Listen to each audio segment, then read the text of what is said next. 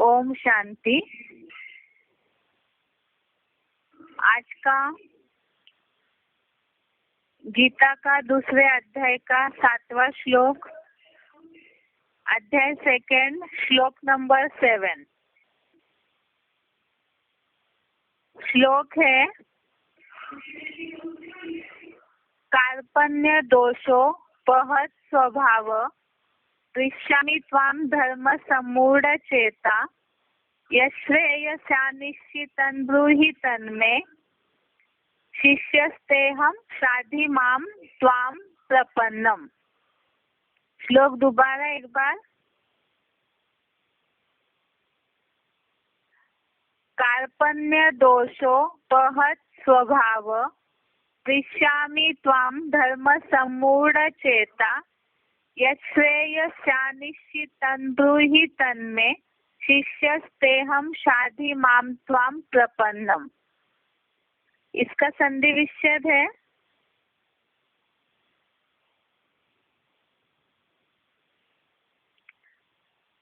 कार्पण्य दोषो पहत स्वभाव पृच्छामि त्वां धर्म सम्मूढ़ चेता यत् श्रेय स्यात् निश्चितं ब्रूहि तत् मे शिष्य ते अहम साधि मां त्वां प्रपन्नम। एक बार दोबारा संधि विच्छेद देखते हैं। कार्पण्य दोषो पहत स्वभाव पृच्छामि त्वां धर्म सम्मूढ़ चेता यत् श्रेय स्यात् निश्चितं ब्रूहि तत् मे शिष्य ते अहम साधि मां त्वां प्रपन्नम।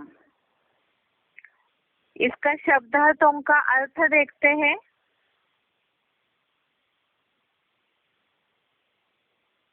कार्पण्य दोषो पहत स्वभाव अर्थात दीनता के दोष से विकृत स्वभाव वाला।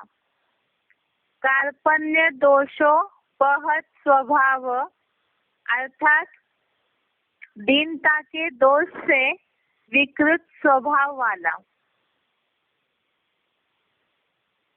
धर्म सम्मूढ़ चेता, धर्म सम्मूढ़ चेता अर्थात सद्धर्म की बातों में महामूर्ख, सद्धर्म की बातों में महामूर्ख मैं, त्वाम अर्थात आप, त्वाम अर्थात आप, पृच्छामि अर्थात पूछता हूँ, यश्रेय अर्थात जो भलाई की, निश्चितम अर्थात निश्चित,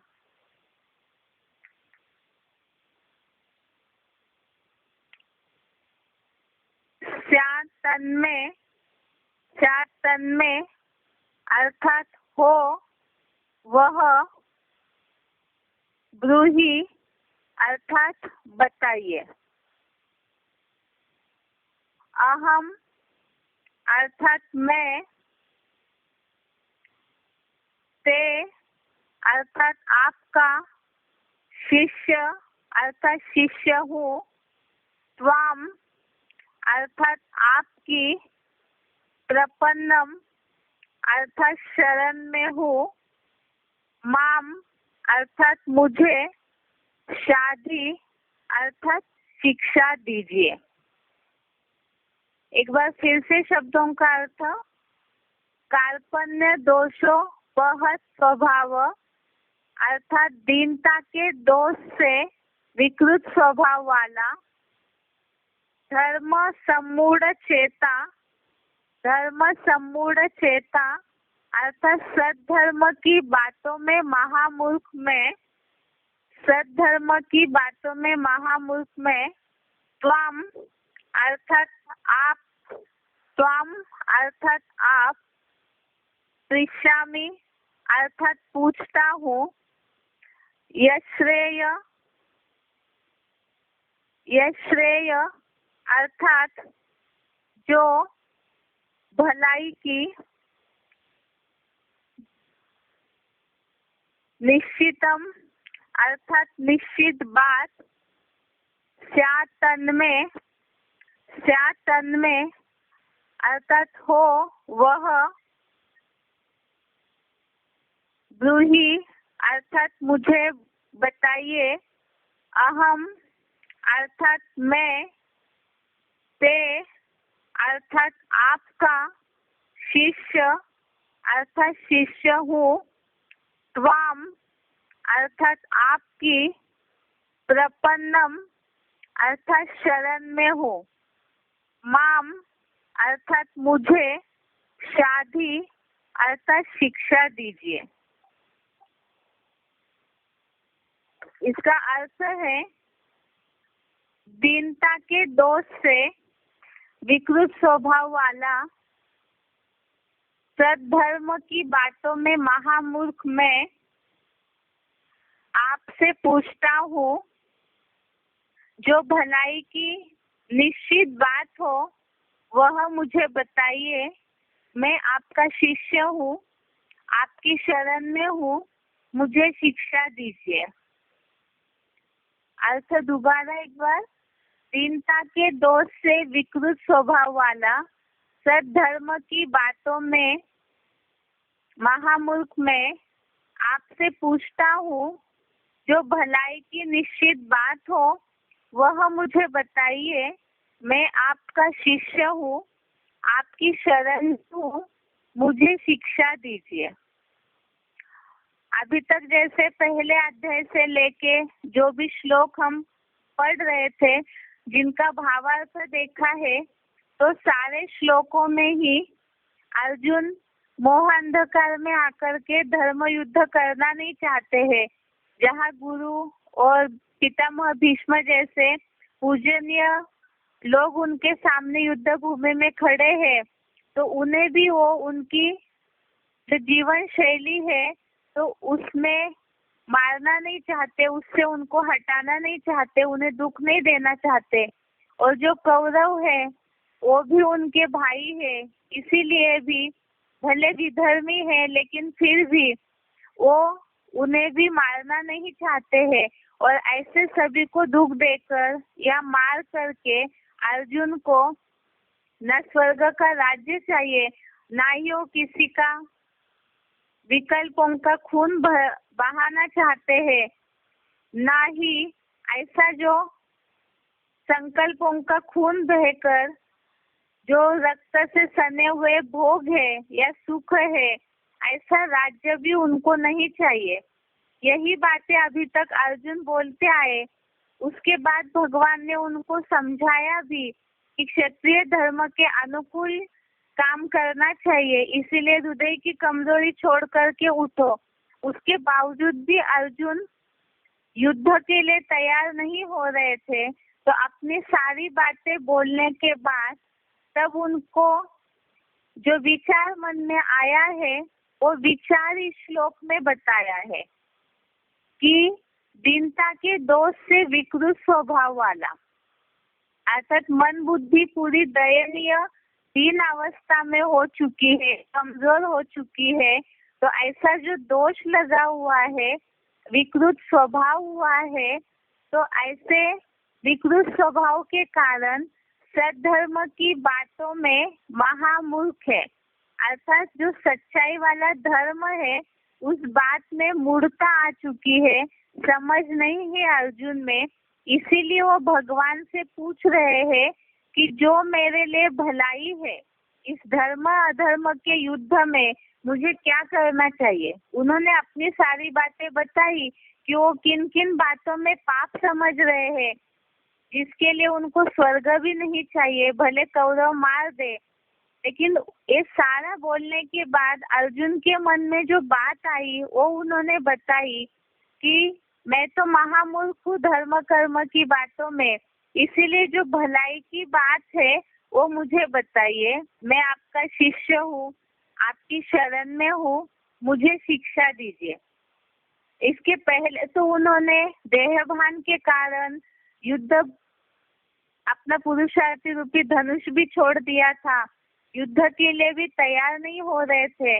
लेकिन सारा होने के बाद फिर उनके मन में ये बात आई और उन्होंने भगवान से ही डायरेक्शन पूछा कि उन्हें इस धर्म युद्ध में क्या करना चाहिए।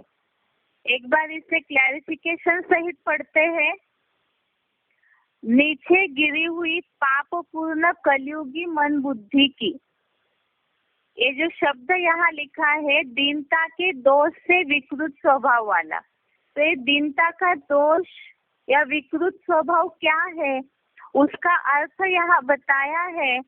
नीचे गिरी हुई पापपूर्ण कलयुगी मन बुद्धि, अर्थात कलयुगांत में जो हमने बेसिक कोर्स में पढ़ा है, बुद्धि तामसी हो जाती है देहभान के कारण। देहभान की धूल मन बुद्धि पे चढ़ने के कारण सही निर्णय नहीं ले पाती है बुद्धि। तो ऐसी जो देह के संबंधियों के भान में, अनेकों के संग के रंग में, जो गुरुजन है, द्रोणाचार्य है, कौरव सेना वाले है, सबके प्रति मोह अंधकार के कारण बुद्धि नीचे गिर गई है। तो ऐसे नीचे गिरी हुई पापपूर्ण कलयुगी मन बुद्धि की दीनता के दोष से स्वभाव विकृत हो चुका है। विकृत अर्थात विपरीत कृति, अर्थात उल्टा हो चुका है स्वभाव। जिस तरह से सही दिशा में कल्याण के लिए सोचना चाहिए, सत्य का साथ देने के लिए धर्म के बारे में सोचना चाहिए, वो सोच नहीं पा रहा है। तो इसीलिए अर्जुन ने ये बात बोली, सद्धर्म कर्म। सद्धर्म अर्थात सच्चा धर्म अर्थात धारणा। तो जहाँ सत्यता की धारणा हो तब ही सत्य कर्म हो सकता है। और इस बात में ही सद्धर्म कर्म की बातों में महामूर्ख मैं अर्थात अर्जुन आप त्रिकालदर्शी भगवान से पूछता हूँ। अर्थात अर्जुन की बुद्धि तो तामसी हो चुकी है, विकृत स्वभाव हो चुका है, लेकिन भगवान जो जन्म मरण के चक्र में नहीं आते हैं, उन्हें तो कल्याण किसमें है उस बात का त्रिकालदर्शी बने का ज्ञान है।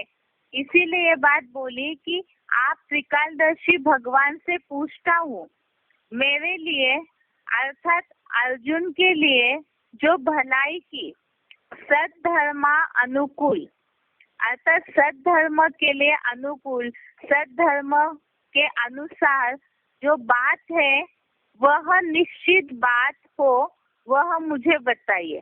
अर्थात धर्म के लिए लागू होने वाली, धर्म के अनुकूल जो बात है, निश्चित बात है और जिसमें मेरी भलाई भी है, तो ऐसी बात मुझे बताइए। मैं आपका शिष्य हूँ, हर प्रकार से आपकी शरण में हूँ, मुझे शिक्षा दीजिए। तो इस तरह से अर्जुन ने ये बात बोली। पहले तो उन्होंने अपनी सारी बातें बताई, लेकिन बाद में तक उनको ये आया मन में कि बुद्धि तो तामसी हुई है, इसलिए धर्म कर्म का पूरा नॉलेज रहता नहीं है तामसी बुद्धि वालों में। तो इसीलिए भगवान से वो डायरेक्शन पूछ रहे हैं कि जो धर्मानुकूल बात है वो मुझे बताइए।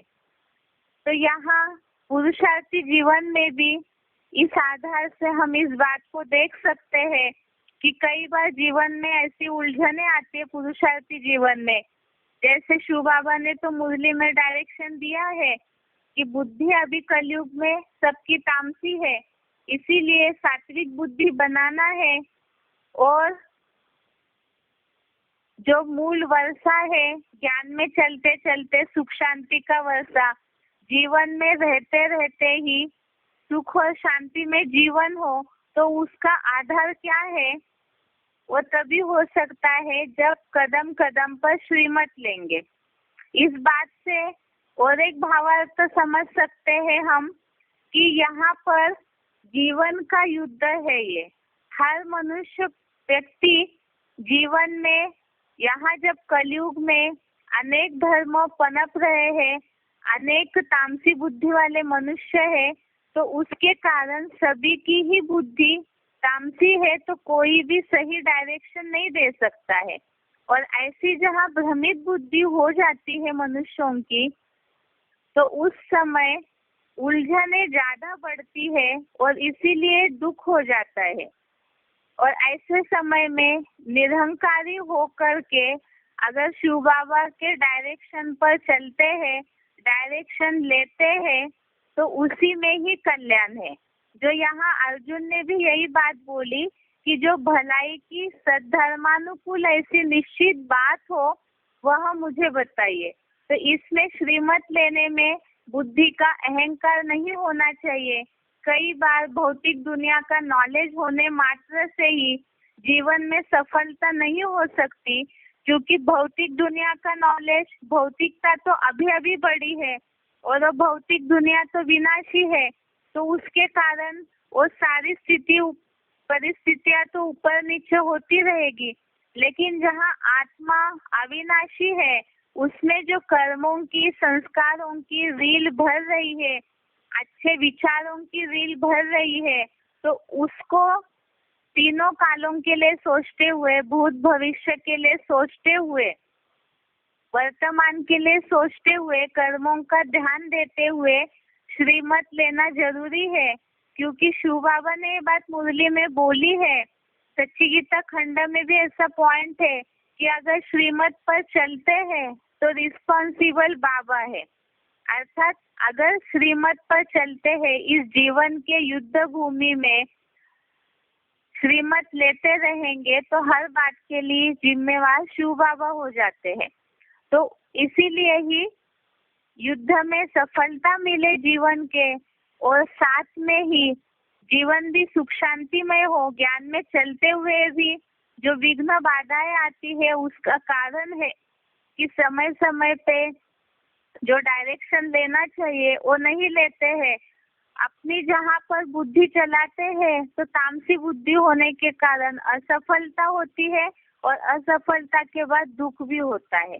इसीलिए यहाँ ये बात पुरुषार्थी जीवन में सबके लिए लागू होने वाली है कि भलाई की जो निश्चित बात है उसके लिए डायरेक्शन लेना जरूरी है। एक बार इस श्लोक का अर्थ दोबारा पढ़ते हैं। नीचे गिरी हुई पाप पूर्ण कलयुगी मन बुद्धि की, दीनता के दोष से विकृत स्वभाव वाला, सद्धर्म कर्म की बातों में महामूर्ख मैं आप त्रिकालदर्शी भगवान से पूछता हूँ, मेरे लिए जो भलाई की सद्धर्मानुकूल ऐसी निश्चित बात हो वह मुझे बताइए। मैं आपका शिष्य हूँ, हर प्रकार से आपकी शरण में हूँ, मुझे शिक्षा दीजिए। तो इसका भावार्थ हमने सार में समझा है कि कलयुग अंत में, कलयुग में अनेकों के संग के कारण दीनता के दोष से स्वभाव विकृत हो जाता है, और ऐसा विपरीत स्वभाव होने के कारण सद्धर्म कर्म की बातें समझ में नहीं आती है कि कौन सी सही धारणा है जिस आधार से सच्चा कर्म हो सकता है। उस बात में सभी महामूर्ख हो जाते हैं, जिसके लिए हमने बेसिक कोर्स में भी ये श्लोक पढ़ा है कि यहाँ कलयुग में बड़े बड़े विद्वान, पंडित, बड़े बड़े जो लोग हैं वो भी कर्मों की थ्योरी के बारे में चकरा जाते हैं। तो इसी तरह यहाँ भी यही बात आई कि सद्धर्म कर्म की बातों में महामूर्ख मैं आप त्रिकालदर्शी भगवान से पूछता हूँ, क्योंकि भगवान जो जन्म मरण के चक्र में नहीं आते, तो इसीलिए वो देहभान में भी नहीं आते, ना ही कोई बातें भूलने का सवाल है। तो उन्हें तीनों कालों का ज्ञान भी है और वो कल्याणकारी भी है। इसीलिए अर्जुन ने ये बात बोली कि मेरे लिए जो भलाई की सद्धर्मानुकूल ऐसी निश्चित बात है वह मुझे बताइए। मैं आपका शिष्य हूँ, हर प्रकार से आपकी शरण में हूँ। मुझे शिक्षा दीजिए, अर्थात मुझे डायरेक्शन दीजिए या श्रीमत दीजिए कि इस जीवन के युद्ध में कैसे सफल हो सकते हैं। इस श्लोक का एक बार उच्चारण और अर्थ सुनते हैं। कार्पण्य दोषो वहतः स्वभावः पृच्छामि त्वां धर्मसम्मूढचेता यच्छ्रेयस्यान्निश्चितं ब्रूहि तन्मे शिष्यस्तेऽहं शाधिमां त्वां प्रपन्नम्।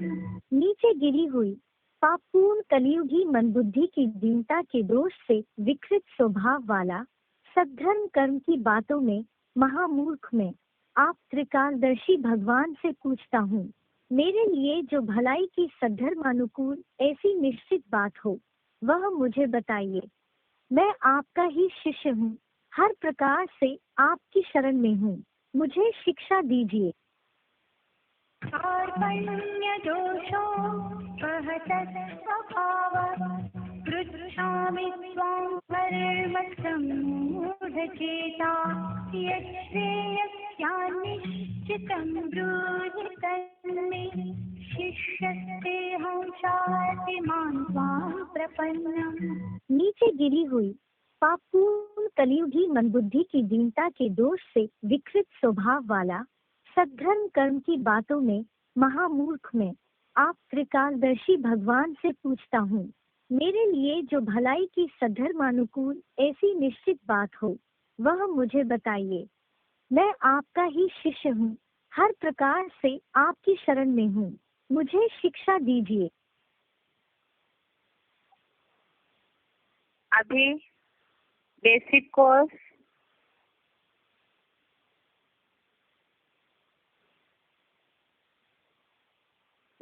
कोर्स में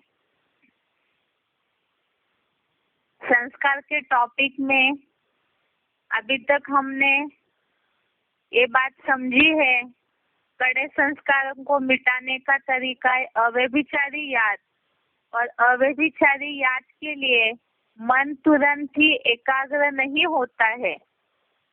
एक के संग में बुद्धि जुड़ने के लिए तुरंत ही मन एकाग्र नहीं होता है। तो बताया कि यज्ञ सेवा करनी चाहिए, क्योंकि जिसके यहाँ यज्ञ सेवा करेंगे, जैसे प्राइम मिनिस्टर की सेवा करते हैं तो उनकी याद जरूर आएगी। तो इसी तरह से ईश्वर की जो यज्ञ सेवा है वो करेंगे तो मन अपने आप उधर खींचता रहेगा। उसके अलावा जो समय बचता है तो उसमें बताया कि जो तू करता है, खाता है, देता है, पीता है, उमंग उत्साह से यज्ञ सेवा करता है, तप करता है, वो सारा मेरे लिए अर्पण कर।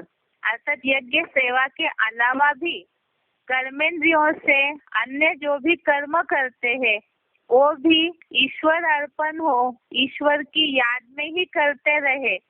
तो और इंद्रियों से माना 24 घंटे के समय में हर समय का जो भी कर्म है वो परमात्मा की याद में ही अगर करते हैं, उन्हीं के लिए अर्पण करके करते हैं, तो ऑटोमेटिकली ही हर तरह से ही एक संग में ही बुद्धि जाएगी। जो समझा हमने कि अगर एक रंग पक्का चढ़ जाता है ईश्वर का, कोई और तरह बुद्धि का आकर्षण खींचेगा ही नहीं। तो इसीलिए ही एक संग में ही पक्की बुद्धि जानी चाहिए, तो और रंग नहीं लगेगा। जिसके लिए हमने सिलेक्टेड पॉइंट समझा था अध्याय 3 का 9वें श्लोक का, अध्याय 3 का श्लोक नंबर 9 का, VCD 2560, VCD 2560 का सिलेक्टेड पॉइंट कल समझा था, जिसमें ये बात बताई कि यज्ञ सेवा में ही अगर मन लगा रहे, जो समझा है कि यज्ञ सेवा के अलावा दूसरे जो कर्म है वो सारे ही नरक लोक के कर्म बंधन है। इसीलिए दैहिक आसक्ति को छोड़ उस अविनाशी रुद्र यज्ञ अर्थ कर्म कर, जिसके लिए शिव बाबा ने उदाहरण दिया था कि जो भी हम कर्म करते हैं उसका जो फल निकलता है वो सारा अपने लिए नहीं रखना है। इसका मतलब ये नहीं है कि जो गृहस्थी चल रही है, बीबी बाल बच्चों को पाल रहे हैं, तो उन्हें भूखा भी नहीं मारना है, लेकिन जो कुछ बचता है वो बचा हुआ जो है वो यज्ञ में अर्पण करेंगे। तो जहाँ हमारा तन होगा वहाँ हमारा मन होगा, जहाँ हमारा धन होगा वहाँ हमारा मन होगा। इसके पहले वाले सिलेक्टेड पॉइंट्स में भी हमने इस बात को समझा कि याद और सेवा अरस परस है। सेवा जिनकी करेंगे तो उनकी याद जरूर आएगी, और जो सर्विसेबल बच्चे हैं उन्हें परमात्मा खुद याद करते हैं। उसके अलावा हमने 151 नंबर का 151 नंबर का सिलेक्टेड पॉइंट भी समझा था, जिसमें ये बात बताई थी कि सब कुछ तन मन धन सब कुछ अगर ईश्वरीय कार्य में लगाते रहेंगे या ये समझते रहे कि हम पूरा ईश्वरीय सेवा में ही है, तो ऑटोमेटिकली ही बुद्धि में ईश्वर की याद आती रहेगी। अब इतना संग के रंग के लिए अव्यभिचारी याद के लिए बातें बताई कि कहीं भी मार्जिन नहीं छूटना चाहिए कि कहीं और रंग हमें लगे। अर्थात कर्मों में तो आ रहे हैं, संग तो कर रहे हैं, जो हिसाब किताब है वो पूरा करते हुए भी मन बुद्धि जो है वो पूरी तरह से ईश्वर की याद में ही लगी रहे। तो ऐसी जो अव्यभिचारी याद की तेज अग्नि है उससे पाप भस्म हो सकते हैं। अभी यहाँ बात ये है, जिज्ञासुओं को इतनी सारी बातें समझाई। कई जिज्ञासु ऐसे भी है जो बहुत ईश्वरीय भक्ति में लीन है, भक्त है और कर्मों का भी बहुत ध्यान देते हैं। बहुत ऐसे लोग भी है दुनिया में जिनकी चलन अच्छी होती है, मैनर्स भी बहुत अच्छे होते हैं, लेकिन पूरी तरह से उन्हें सात्विक देवत्व वाले जो संस्कार है वो तो नहीं कहेंगे। कई बार भौतिक दुनिया के लोगों में ये और कॉन्फिडेंस रहता है या तो स्वाभिमान इस बात का रहता है कि हमारा तो सब कुछ ठीक है, हम अपने जीवन में पूरी तरह सुखी है। लेकिन ये पूछना है कि क्या पूरी तरह से संस्कार परिवर्तन हो चुके हैं? कलयुग अंत में हर मनुष्य कहीं ना कहीं अपनी कोई ना कोई कमी के कारण परेशान जरूर रहते हैं, जिस कारण जीवन में पूरी तरह जो सफलता होनी चाहिए, कर्मों में ही तो सफलता होनी है, तो वो सफलता नहीं मिलती है। अर्थात पूरी तरह संस्कार परिवर्तन नहीं हुए हैं, तभी तो कहीं ना कहीं मनुष्य कभी ना कभी अपने जीवन में असफल रहते हैं। तो इसीलिए बात जिज्ञासुओं से पूछना जरूरी है कि इस तरह भगवान की याद से जन्म जन्म के पाप कर्म और संस्कार भस्म हो जाते हैं, चलन में सुधार आता है। तो जो भी भक्ति कर रहे हैं दुनिया में, क्या सबके संस्कार परिवर्तन हो चुके हैं? सभी जीवन में पूरी तरह से सफल है? नहीं है।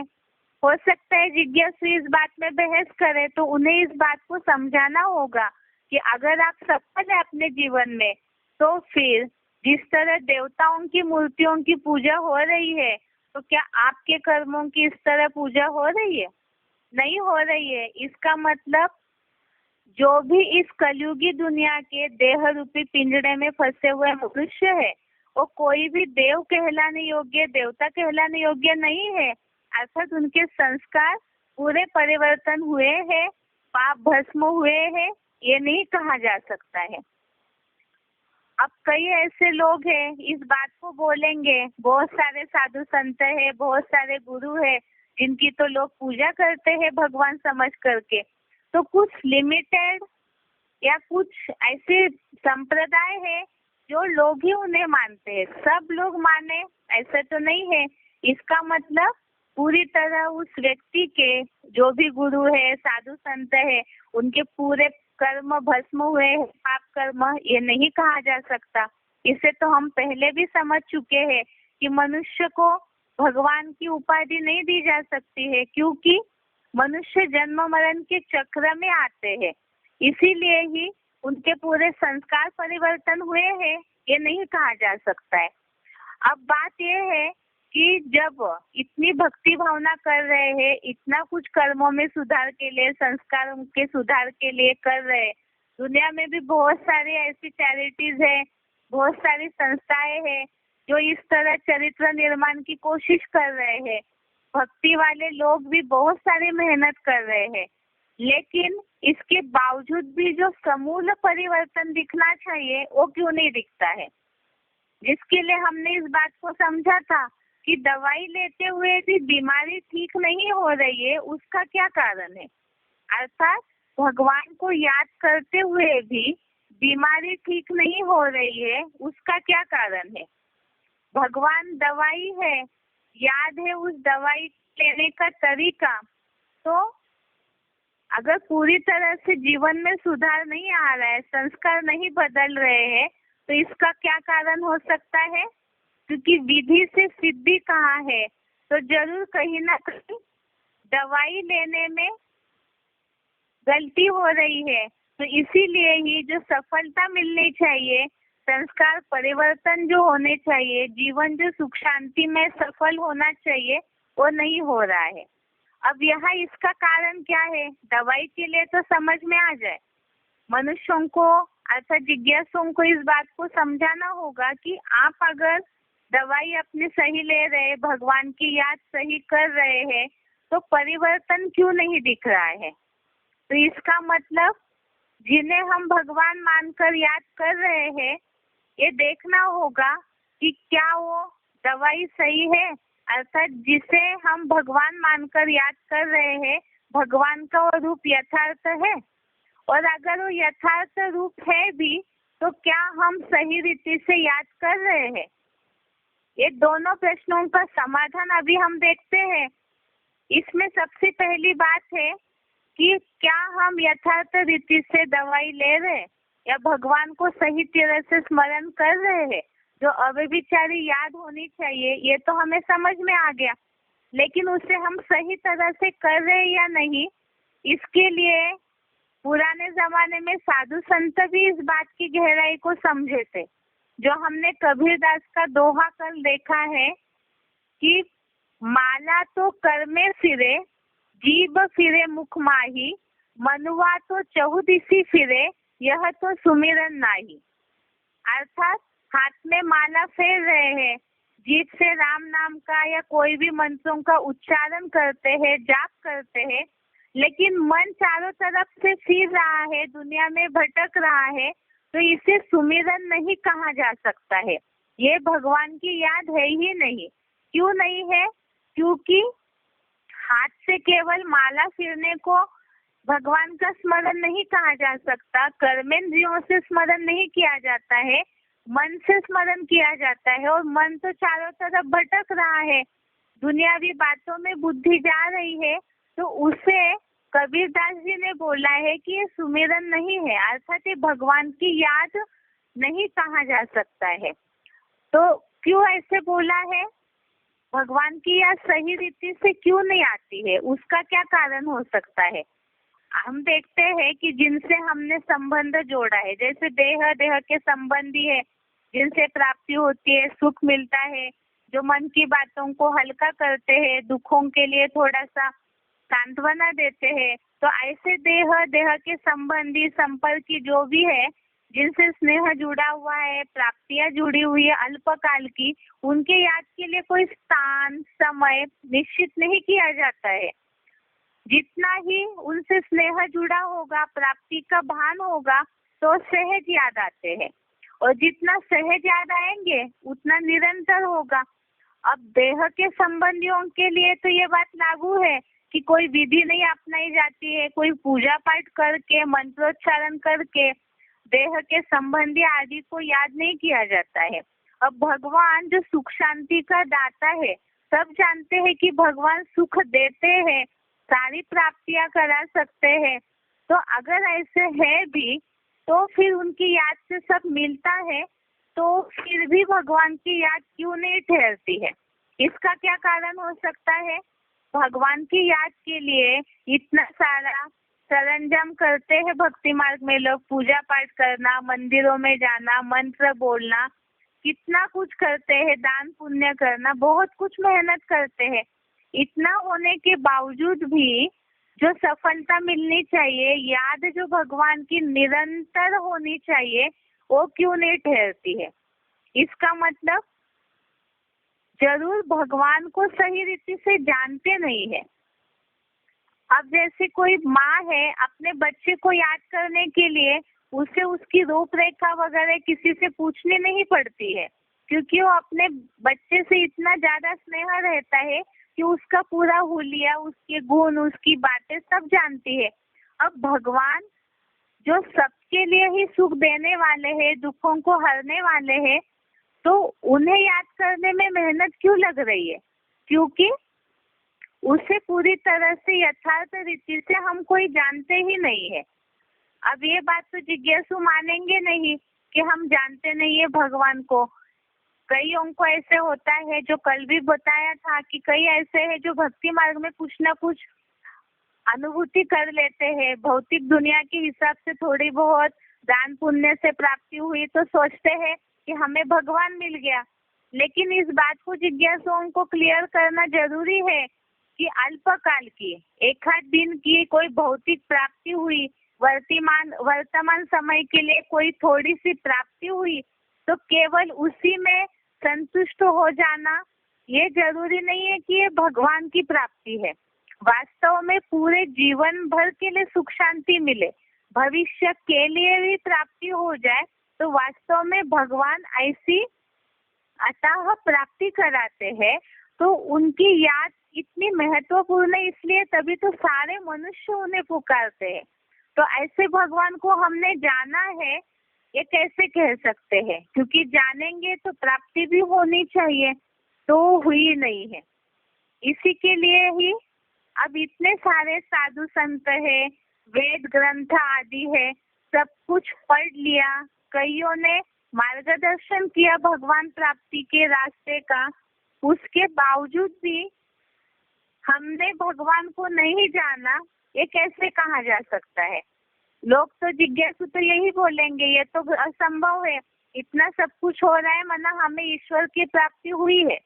अगर ऐसे है तो इसके लिए गीता में एक श्लोक है, जो श्लोक हमने कल पढ़ा है, 10वें अध्याय का दूसरा श्लोक, अध्याय 10 श्लोक नंबर 2।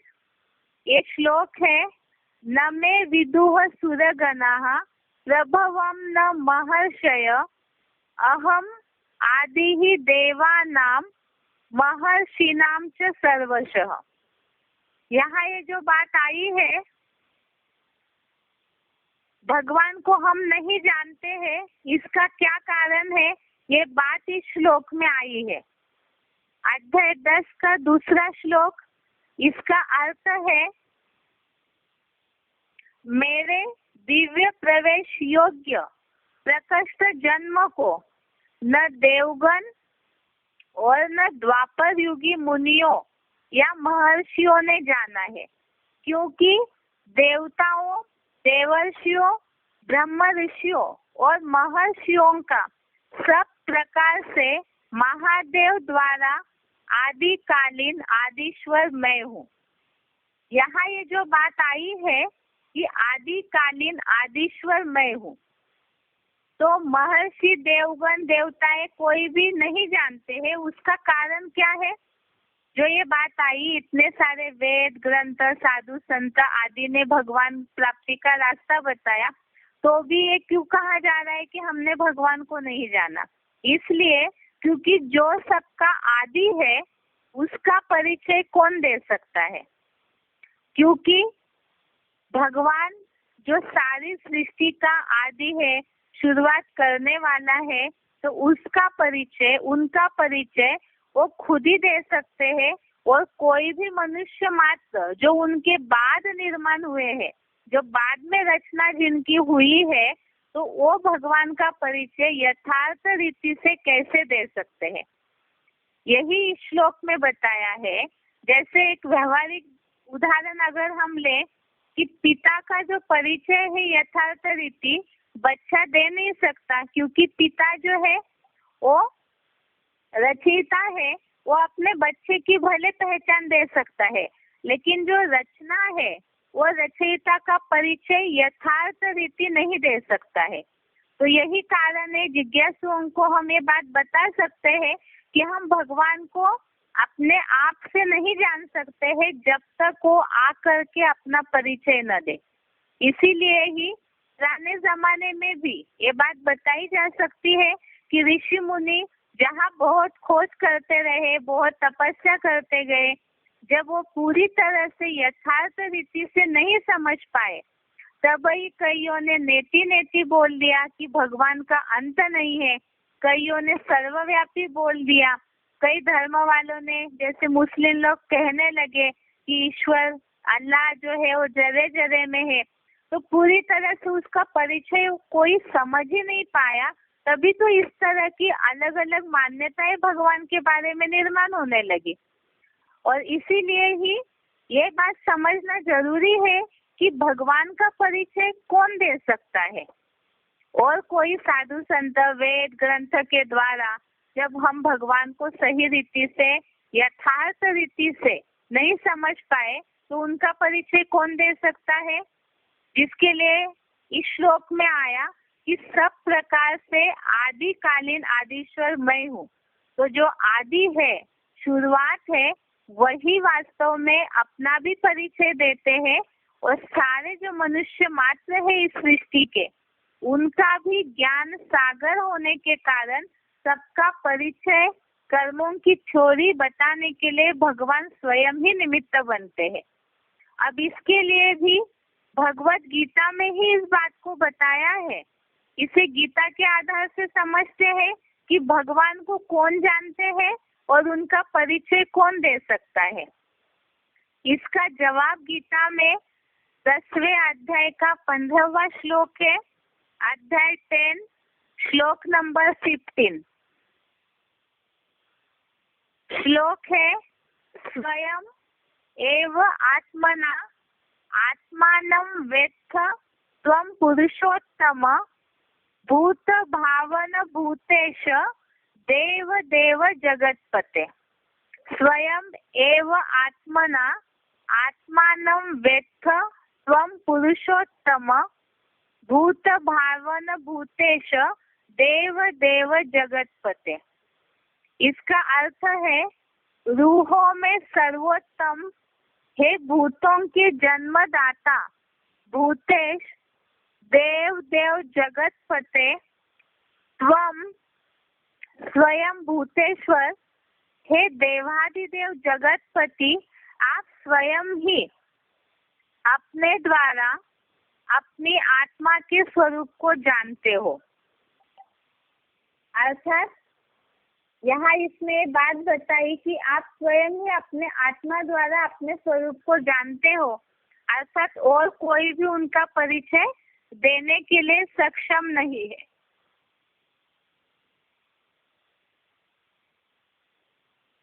इसको एक बार क्लैरिफिकेशन से ही देखते हैं, जिसमें बताया है कि रूहों में सर्वोत्तम शिव बाबा हे भूतों के सूक्ष्म शरीरी पार्ट के जन्मदाता भूतेश, अर्थात तो भूतनाथ है, देव देव जगतपते,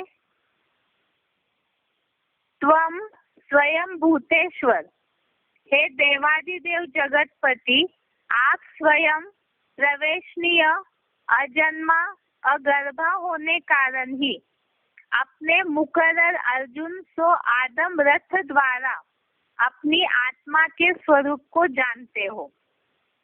अर्थात यहाँ बताया कि भगवान कोई मनुष्यों की तरह गर्भ से जन्म नहीं लेते हैं, वो स्वयं प्रवेशनीय अजन्मा अगर्भा होने के कारण अपने द्वारा ही, अर्थात मुकर्रर अर्जुन तो आदम रथ द्वारा अपनी आत्मा के स्वरूप को जानते हो।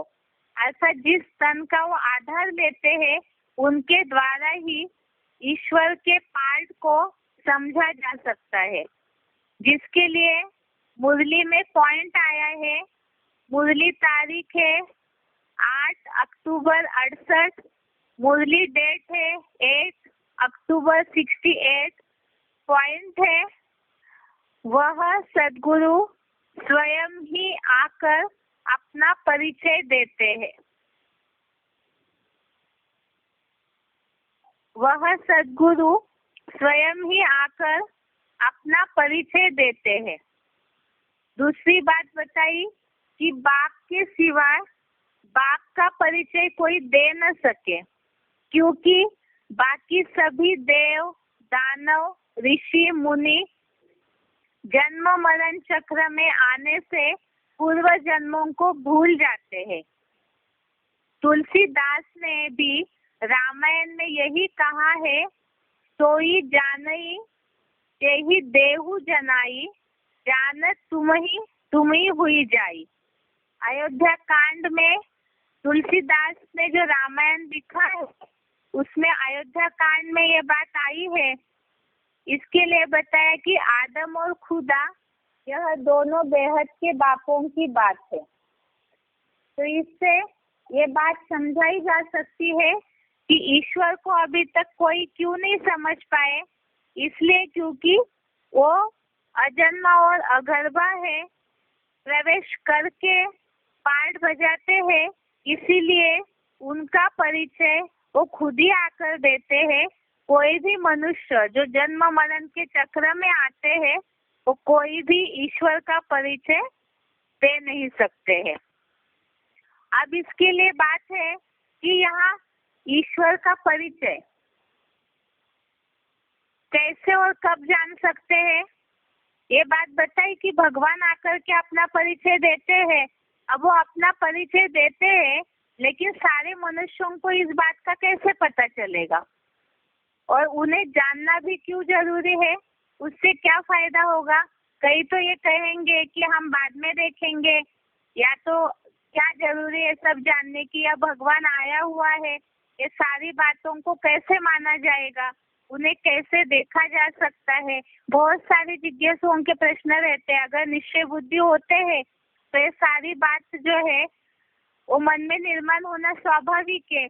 तो भगवान को कब और कैसे जान सकते हैं, तो इसके लिए भगवान का आने का जो समय है वो तो गीता के आधार से समझा जाता है। और इसके लिए बताया कि वो भगवान इस सृष्टि पर कलयुग के अंत में आते हैं, और वो समय ही अभी का है, जो सृष्टि की हालत अभी चल रही है उस अनुसार ही जो हम अभी तक समझते आए कि उसी आधार से भगवान अभी इस सृष्टि पर आ चुके हैं और वो अपना परिचय स्वयं ही दे रहे हैं। और परिचय उनका प्राप्त करने से ही जो अभी तक हम आत्मा के टॉपिक में समझते आए कि मन बुद्धि और संस्कार का परिवर्तन, संपूर्ण परिवर्तन तभी हो सकता है जब हम भगवान को यथार्थ रीति से जानेंगे, और इसीलिए ही उनको जानना जरूरी है। और वो अपना जब स्वयं परिचय देते हैं तो उसमें बताया है कि गुप्त वेश में सतयुग रचने आए शिव भगवान, अब तो जाग जाग इंसान। अर्थात कई लोग ये कहेंगे कि नहीं हम बाद में सुनते हैं, अभी तो समय नहीं है, लेकिन ये बोला हुआ है, दुनिया में भी कहा जाता है कि जब ब्रह्मा जी भाग्य बांट रहे थे तब सोए हुए थे क्या। तो इसीलिए ही वो भाग्य बनाने का, या जो अपने मन बुद्धि संस्कार रूपी कर्मों को सुधारने का अभी समय है। भगवान से जुड़ करके वो अपना भाग्य जो है वो बना सकते हैं। और उन्हें पहचानने के लिए क्या करना होगा, उन्हें पहचानने के लिए ही जो बताया जाता है कि स्थूल नेत्र जो है वो तो भौतिक दुनिया को, विनाशी दुनिया को देख सकते हैं। इन आँखों से जो अदृश्य चीजें है, भगवान जो है अव्यक्त है, उनके उस रूप को स्थूल भौतिक आँखों से नहीं देख सकते हैं। जिसके लिए ही जरूरी है, जैसे अर्जुन को भी भगवान ने गीता में बताया कि इन आँखों से अर्जुन को भगवान ने विराट रूप दिखाने के लिए दिव्य नेत्र प्रदान किए। अब वो दिव्य नेत्र जो है वो कोई जादू के नेत्र तो होते नहीं है कि अचानक ही आंख दी और तुरंत भगवान का रूप दिखाई दे। उसके लिए ही वो कैसी आंखें होती है, वो दिव्य नेत्र माना क्या है, कैसे भगवान को देख सकते हैं, उनके रूप को कैसे पहचान सकते हैं, इसके लिए गीता में ही उसका रास्ता बताया है। और रास्ता क्या है? 11वें अध्याय का 8वां श्लोक है, अध्याय 11 श्लोक नंबर 8। इसमें बात आई है, न तु माम शक्य से द्रष्टुम अन्येन एव स्वचक्षुषा दिव्य ददामि ते चक्षु पश्य मे योगम ऐश्वरम। 11वें अध्याय का 8वां श्लोक है, न तु माम शक्य से द्रष्टुम अन्येन एव स्वचक्षुषा दिव्य ददामि ते चक्षु पश्य मे योगम ऐश्वरम। अर्थात किंतु इन्हीं अपनी आंखों से मुझको नहीं देख सकेगा, तुझको दिव्य नेत्र देता हूँ, मेरे ऐश्वर्यवान यौगिक रूप को देख सकेगा। इसमें यह बात आई है कि किंतु इन्हीं आंखों से, अर्थात ये जो भौतिक आंखें है, जो देह के पंचभूतों में, ये जो पिंजरा है देह का, इसमें जो आंखें मिली हुई है, इससे भगवान के उस रूप को नहीं देख सकते हैं, इसीलिए दिव्य नेत्र देता हूँ, जिससे भगवान के उस ऐश्वर्यवान यौगिक रूप को देख सकेगा। अब इसे क्लैरिफिकेशन सही समझते हैं कि वो दिव्य नेत्र माना होता क्या है। किंतु इन्हें अपनी इन आंखों से मुझ इस देह में स्थित विराट रूप को नहीं देख सकेगा, तुझको दिव्य बुद्धि की एडवांस सच्ची गीता वाला तीसरा ज्ञान नेत्र देता हूँ, जिससे मेरे 84 जन्मों के भी ऐश्वर्यवान यौगिक ऊर्जा संपन्न हीरो पार्थधारी रूप को देख सकेगा। यहाँ जो बात आई है, मेरे 84 जन्मों के भी ऐश्वर्यवान यौगिक ऊर्जा संपन्न हीरो पार्थधारी रूप को देख सकेगा। जो हमने पहले श्लोक में देखा कि वो अगर वह अजन्मा है, इसीलिए ही जो 11वें अध्याय में ही शब्द आया है प्रवेश तुम, अर्थात प्रवेश करने योग्य है। तो जिस हीरो पार्थधारी में परमात्मा या सदाशिव ज्योति प्रवेश करके कार्य करते हैं, तो 84 जन्मों से भी बड़ा, अर्थात 84 जन्मों में तो कहीं ना कहीं उस हीरो पार्थधारी में परसेंटेजली देहवान आता है, लेकिन उससे भी ऊंचा एक संगम युगी, जिसमें जिस समय में परमात्मा इस सृष्टि पर आते हैं, तो ऐश्वर्यवान और योग ऊर्जा वाला संपन्न रूप है। लेकिन उसे देखने के लिए क्या जरूरी है? तो जिसके लिए बताया कि तुझको दिव्य बुद्धि की एडवांस सच्ची गीता वाला तीसरा ज्ञान नेत्र देता हूँ। अर्थात दिव्य बुद्धि कैसे मिलेगी? जो एडवांस सच्ची गीता ज्ञान को तीसरा नेत्र है, उसके द्वारा ही, उस दिव्य नेत्र से ही भगवान के उस रूप को समझा जा सकता है और देखा जा सकता है। जिसके लिए बताया, इन्हीं अपनी आंखों से मुझ इस देह में स्थित विराट रूप को नहीं देख सकेगा। इसीलिए बताया कि इन भौतिक आंखों से उस ईश्वर के रूप को नहीं देख सकते हैं। तब ही अर्जुन को दिव्य बुद्धि का तीसरा ज्ञान नेत्र दिया। जिसके लिए गीता में एक बात और आई है, जो श्लोक है ज्योतिषाम अपि तत् ज्योति, उस श्लोक में ये बात आई है कि वो ईश्वर ज्ञान के द्वारा ही जानने योग्य है, ज्ञान की ज्योति है और वो ज्ञान के द्वारा ही जाना जा सकता है। इसीलिए ही वो ज्ञान का दिव्य नेत्र भगवान जो है वो आकर के अर्जुन, जो नंबरवार अर्जुन है, उनको देते हैं। और इसीलिए ही भगवान का वो ज्ञान कई ऐसे समझेंगे इतनी सारी बातें समझना क्यों जरूरी है, मन क्यों चंचल हुआ, बुद्धि क्यों तामसी हुई, उसे सात्विक क्यों बनाना है, संस्कारों में सुधार आना क्यों जरूरी है। तो इतनी सारी बातें सुनना समझना क्यों जरूरी है, भगवान को समझना क्यों जरूरी है, ताकि कर्मों में परिवर्तन आए। और परिवर्तन आएगा, बुद्धि सात्विक होगी, तभी जीवन सफल होगा। और इसीलिए वो करने के लिए ही भगवान दिव्य बुद्धि का, ज्ञान का तीसरा नेत्र देते हैं।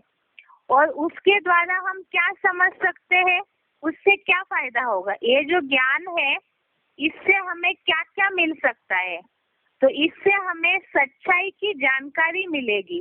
बुद्धि पर जो अनेक मत मतांतरों का, अनेक संग के रंग की धूल चढ़ी हुई है, जिसके कारण जो बोला है कलयुगांत में सब झूठ दिखाई दे रहा है। इस दुनिया में अज्ञान अंधकारी है, जिसे ज्ञान समझा जा रहा है भौतिक सुखों को, भौतिक विज्ञान के नॉलेज को, वो वास्तव में विनाशी है। सच वो होता है जो कभी विनाश नहीं होता है। और ऐसे सच्चाई की, सृष्टि के तीनों कालों की जानकारी भगवान आकर के देते हैं। वो सच्चाई है कि आत्मा क्या है, वो अजर अमर अविनाशी क्यों है, कैसे बनती है, परमात्मा क्या है, उनका क्या राज है, ये सृष्टि के तीनों कालों का क्या राज है, ये सारी बातें भगवान आकर के अभी दे रहे हैं। अर्थात ही वो ज्ञान का तीसरे नेत्र के द्वारा ये सारी बातों का नॉलेज देते हैं।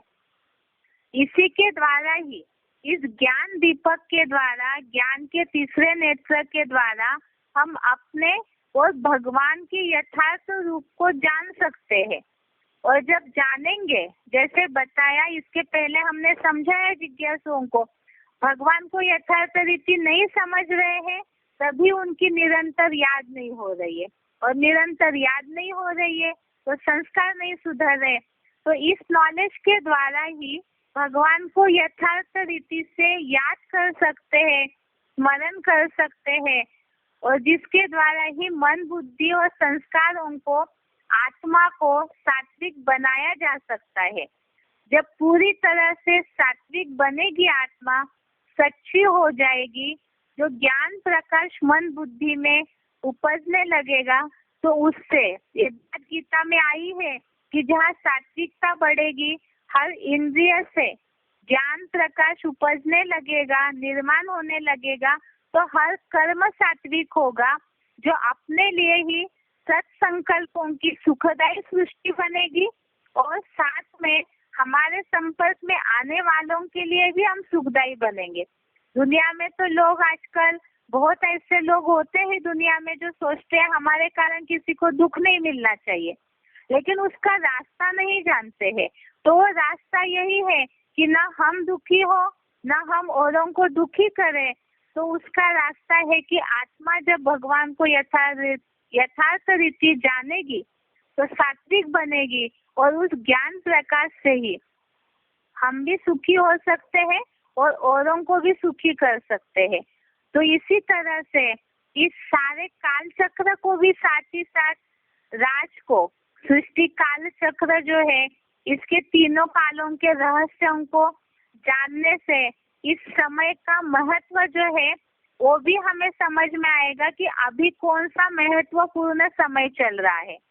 क्योंकि अभी जो समय चल रहा है वो हर मनुष्य अपने जन्म जन्मांतर के लिए श्रेष्ठ तकदीर या श्रेष्ठ भाग्य नून कर सकता है।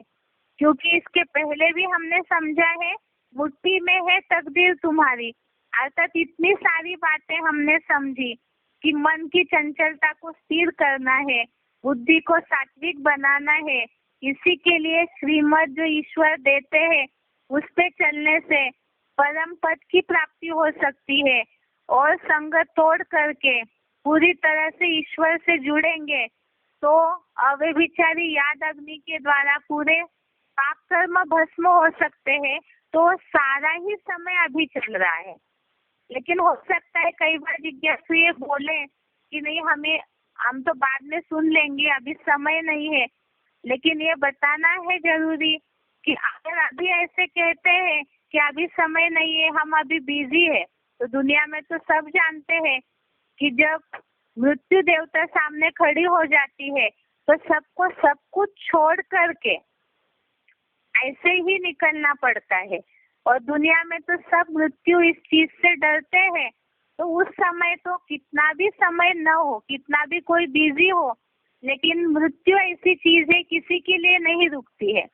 और साथ में ही जब वो काल सामने खड़ा होगा तो कितना भी कुछ कमाया होगा, कितना मान मर्तबा दुनियावी सुख कमाए होंगे, प्रॉपर्टी कमाई होगी, कुछ साथ नहीं जाता है। तो मन बुद्धि से जो कर्म किए होंगे संस्कारों के अनुसार, तो कर्म ही साथ जाते हैं। तो इसीलिए ही अभी ही समझना चाहिए, जब सही समय पे भगवान का परिचय मिल रहा है। अगर नहीं समझते हैं तो अभी नहीं तो कभी नहीं, अर्थात ही नुकसान हो जाएगा और बाद में फिर पछताना भी पड़ेगा। इसी के लिए ही एक जनरल पब्लिक से लिया हुआ सिलेक्टेड पॉइंट है। सिलेक्टेड पॉइंट का नंबर है 20। उसे सुनकर आज का ये श्लोक क्लास पूरा करते हैं। सिलेक्टेड पॉइंट का नंबर है 20। अपने हिंदुस्तान में तो भगवान का नाम सत्यम कहा ही जाता है। सत्य ही शिव है, शिव ही सुंदर, सुंदरता की प्यारी, ये गीत भी बनाए हुए हैं। लेकिन क्रिश्चियंस लोग भी गॉड फादर को ट्रुथ मानते हैं। गॉड फादर इज ट्रुथ, क्या है? सच्चाई को ही भगवान कहा जाता है। क्यों? क्योंकि भगवान तो बिंदी है।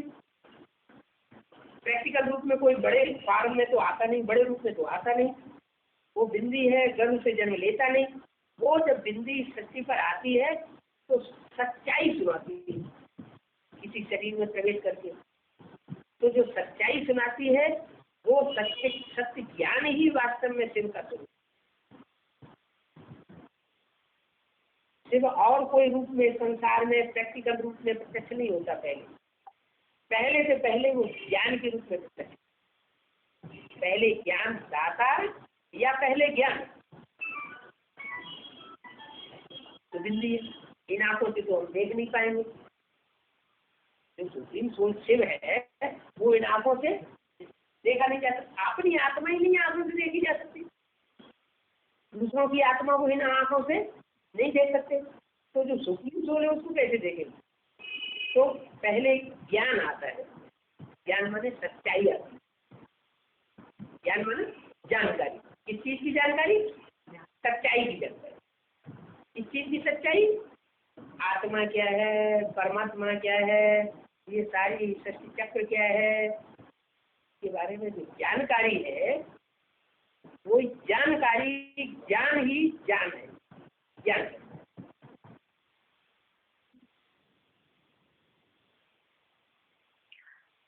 आज के लिए यहाँ तक ही।